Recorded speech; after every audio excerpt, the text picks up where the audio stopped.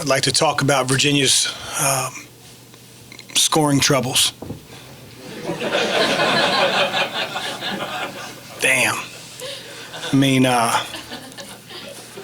it took a heck of an effort. You know, I don't want to mispronounce his name, but that's one of the best shooting performances I've seen. You know, they did a real simple action, and it's just tough to guard when a guy gets that hot, you know, and we put multiple defenders on him. And, you know, there are other players. Kihei stepped up when we helped and tried to, you know, sort of double him as he came off a screen. But, you know, they kept answering time after time. But I give our guys a lot of credit. You know, you get up as many points as we did, and then to see that lead evaporate, and Virginia's done it so many times before. I'm sure that was in the back of our guys' minds, but you know, our resiliency was what was needed, and you're going to have to do that when you play against Virginia, who, in my opinion, is just getting better and better and better. I mean, it's the look of an NCAA tournament team. It's not even close. Very fortunate. I know the streak against Virginia, since you weren't here for a lot of it, probably maybe doesn't mean as much to you, but did any of your players talk about it right now afterwards in the locker room? No, we don't talk about that stuff. We just sort of talk about what we have to do to beat the team that's in front of us. I'm sure they have similar streaks to a lot of teams. I mean, when you win 35 games every year for the last 4 or 5 years, not too many teams are beating you.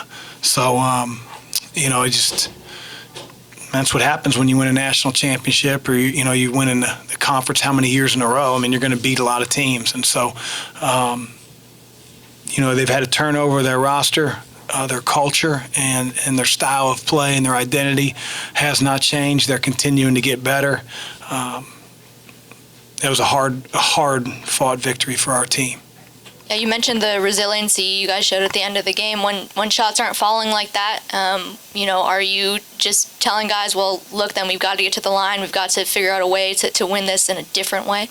I mean, the biggest thing that you have to try to find out as a coach is how to create really good shots. You know, they're such a smart team, and you know, they don't need a timeout to adjust to an action or a play or a particular player. So you have to try to figure out a way as a coach to continually try to get the best looks for your guys as much as possible. You know, they're not going to gamble. You know, if you're trying to tilt the floor and get the ball to the other side so your guy has space to operate, they're smart and they sit in the lane. They know exactly, they can sense what you're trying to do. When you're trying to use a ball screen to free up your guard, they attack it. When, okay, now we're going to slip it, they sniff it out and they don't attack it. They're just really, really smart, and they're disciplined, and they're tough, and they do it every possession for the entire game.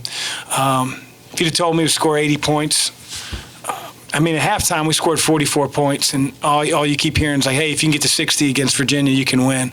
And I'm saying, if we score 16 points in the second half, we're going to lose. And, you know, I just give our guys credit for sort of staying with it. And I don't think there's one way to beat Virginia. You just have to survive their identity. One thing that stands out is the free throws. How were you able to get to the foul line so much? Well, we got to 4 or 5 team fouls on them in the first 3 or 4 minutes of the second half. And, you know, we hammer that across to our guys. Continue to attack, drive the ball, offensive rebound, figure out ways to create contact. Because then their physicality, whether they're holding you on a cut, whether they're bumping a roll on a ball screen, whether they're trying to cut off a drive, it has to become a little less aggressive. Because there's a penalty of going to the line. Being able to draw 4 or 5 team fouls in that first 4-minute war, I think really set the tone. Seems like a game where both Boston College did the same thing at their place in the first half. Diakite was on the bench. He completely changed the game. So it's easier said than done. You know, say we'll just get them in foul trouble. And they're really good defensively, and they're very disciplined. So we were fortunate, and we created a contact in a lot of those situations. Steve and Malik seemed like both of them had big moments, especially late. Just what was their impact? Huge. Steve sits on the bench for a little while, comes in the game, and just absolutely goes to work on the low block when we needed some baskets around the basket. It is so hard. They lead the league in block shots. They're so big. They don't foul. You saw in the first half, both Malik and Steve get their jump hook blocked. I mean, that hasn't happened all year. And they adjusted. And I thought, Malik's effort on the offensive glass was huge for our team. But then being the anchor that Steven was really helped our team sort of stabilize there deep in the second half. Two-part question. Just how much have you watched this team grow, just the way they've been able to get out some wins? And then the other part, did you hit another shimmy dance walking off the court? I'll answer the first part.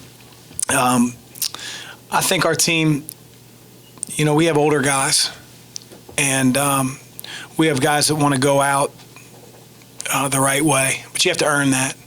Dwayne and Ryan and Steve, Fresh, who wasn't here, but, he had a tough couple of years, loses his coach. I think those guys are all about each other. And, we've got a deep bench. You look at our bench production versus UVA's or a lot of the teams that we've played, guys are generally pulling for one another.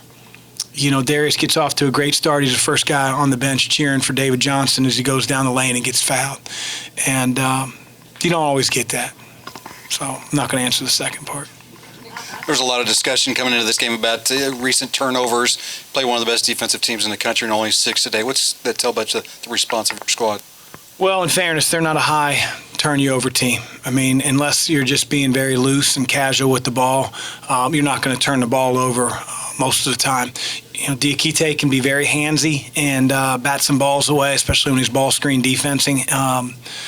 But for the most part, they're very, very content to play very good positional defense and make you take a challenge shot and not gamble, because that leads to fouling, and that's not what UVA generally does. But hey, be that as it may, we still have to take care of the ball. We weren't casual with it. We worked deeper in the shot clock at times, and to keep our turnovers to where they were was something that needed to be done in order to win the game. Got off to such a hot start, obviously, with three-pointers, and you shot well three-pointers all year. Did you anticipate this team being this good outside shooting team when you come in? I've said it all year. I think Ryan and Jordan are elite level shooters, and I also think a guy like Darius, when he doesn't have maybe the pressure of running the point at times, he's a really good three-point shooter. And I think the other guys sort of get a little confidence from watching their teammates shoot the ball. And we can shoot it. Chris, they come all the way back and take a lead. What did you see from your kids in that moment?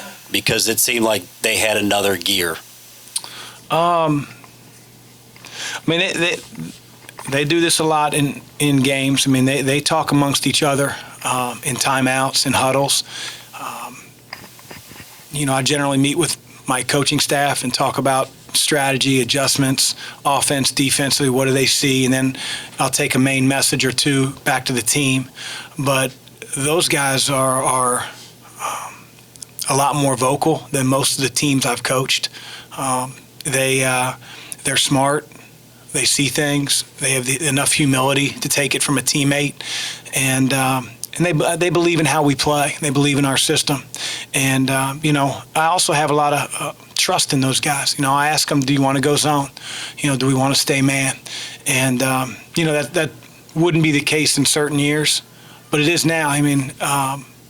Because, again, I got older guys that have been through it. And they recognize what's happening on the floor. They have a belief in one another. They're all in.